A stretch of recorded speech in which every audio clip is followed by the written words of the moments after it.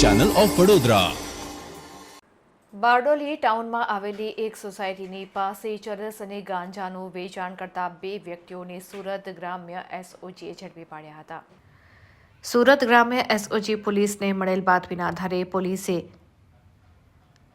Bardoli town બાબેન ગામની સીમમાં આવેલ આર્યન વિલાસ સોસાયટીની પાસે ચરસ તથા ગાંજાનું વેચાણ કરતા 2 ઇસમોને ઝડપી પાડ્યા હતા।